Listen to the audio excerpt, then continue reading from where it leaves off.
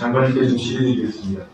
제가 사실 아까 서울대 청소노동자 관련돼서 정청래 의원님 질의나 또 차별금지법 관련된 우리 권인석 의원님 질의에 대한 장관님 말씀드리면서 사실 조금 아니하다는 생각이 듭니다. 그래서 저랑 같이 서울대학교 청소노동자 사망 사건 좀 뜯어서 한번 보셨으면 좋겠어요. 화면 한번 보시죠.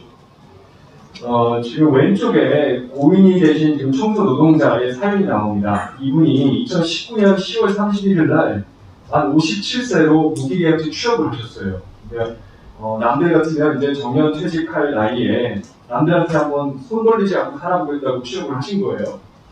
근데 여기 계약서에 있는 취업 조건이 평일 8시간 근무, 주 5일, 그래서 40시간으로 되어 있습니다. 근데 실제 하는 일은 40시간으로 도저히 감당할 수 없는 일이었어요. 그래서 기숙사 925동을 혼자서 관리를 하는데 이 기숙사 925동이 이런 건물입니다. 건물 전체가 4층이고요. 공용 화장실만 8개가 있습니다. 샤워실이 4개고요. 건물 내 엘리베이터도 없어요. 그리고 이 서울대는 100리터짜리 쓰레기 봉투를 썼어요. 이 100리터 봉투가 일명 청소노동자들한테 골변 봉투라고 불리는 봉투인데요. 지금 대부분의 지자체나 공공기관에서는 안 쓰고 있는 봉투입니다. 제가 한번 보여드릴게요. 이게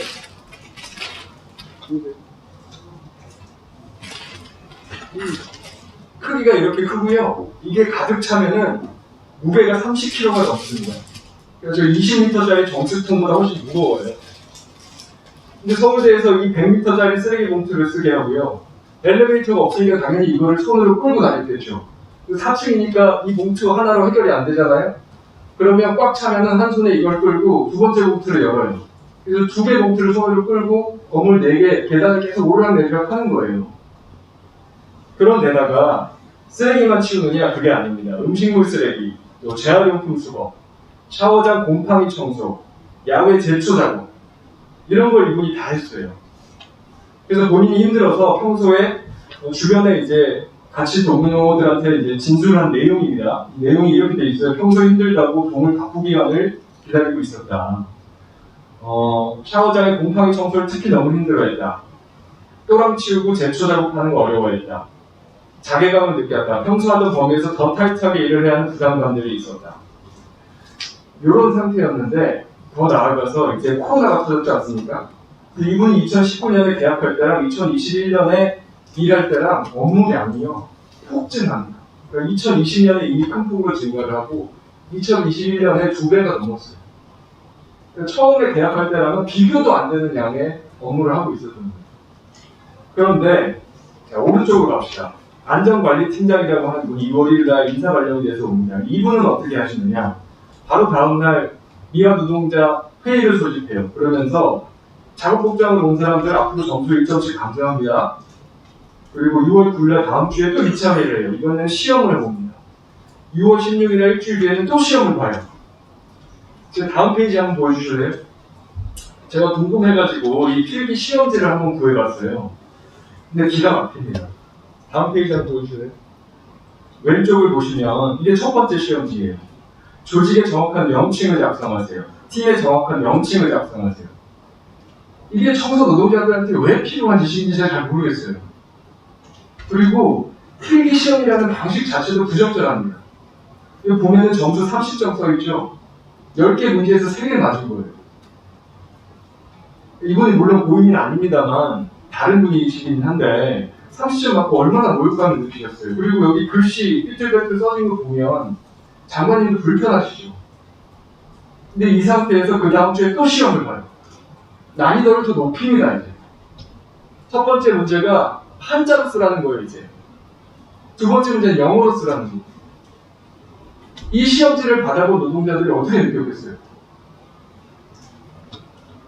그런데 여기서 끝나는 게 아니라 다시 앞페이지로 넘어가 주세요. 이 안전관리팀장이 그 다음 주에는 아예 청소 검열팀이라는 걸 구성을 합니다. 그래서 앞으로 청소 상태를 검열하겠다. 그 다음에 미화원 근무 성적 평가서 도입하겠다.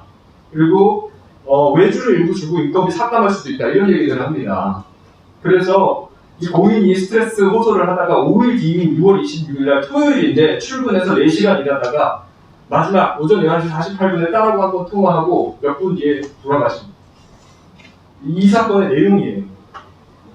제가 쭉 설명을 드렸는데 여기서 장관님 뭘 느끼실지 모르겠는데 저는 이런 걸 느껴요. 두 가지 완전히 다른 세상 속에서 두 사람이 살고 있는 이 모습. 마치 이게 설국열차의 다른 기차칸에 두 명이 타고 있는 이 상황입니다. 그러니까 자기가 이게 필기시험이라는 형태로 사람들한테 네 지식을 측정하겠다라고 하는 게 상대방한테 어떻게 받아들여야 되는지 전혀 이 관리팀장은 모르고 있어요. 그리고 상대방이 처해 있는 노동환경, 현실이 어떤 건지 전혀 파악도 못하고 있어요. 본인이 관리팀장인데. 그래서 자기가 하는 행동이 얼마나 압박감을 주는지 파악도 못하고 계속 밀어붙이다가 결국 사람이 죽은 거예요. 그래서 이 사건 이후에 여러 단체들이 요구사항을 제출했습니다. 유가족, 노조, 또 학생회, 그 다음에 시민단체. 근데 요구사항이 놀랍게도요, 다 같아요. 협의체를 구성해서 대화할 수 있게 해달라는 거예요. 전 참 마음이 아팠어요. 그러니까 이 청소 노동자와 학교 당국이 완전히 두 개 다른 세상 속에서 계속 평행선을 달라왔다는 거를 이 서울대 구성원들이 다 알고 있는 거예요. 그래서 저는 아까 특별감사 부분에 대해서는 굉장히 소극적으로 말씀을 하셨는데 감사까지 말씀을 못 하신다고 하더라도 좀 적극적으로 협의체 구성을 해라 라고 강한 권고를 하실 좀 의지가 없으신지 좀 여쭙고 싶습니다. 이 인권센터 운영위원회 명단을 보시면요, 학교 당국이 다 들어가 있어요. 당연직으로 교무처장, 학생처장, 연구처장, 그리고 관악 학생생활관장, 이런 사람들이 운영위원이에요. 근데 이게 당사자거든요. 근데 여기서 어떻게 중립적인 조사를 할 수 있겠어요? 이대로 두시면 안 돼요. 반드시 좀 방법을 찾아서 강력히 권고하시길 바라고요. 마지막으로 이 얘기만 하고 끝내겠습니다. 제가 사실은 이 내용을 페이스북 통해서 미리 공개를 했어요.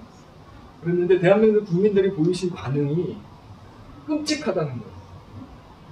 뭐가 끔찍하냐? 저는 이렇게 생각합니다.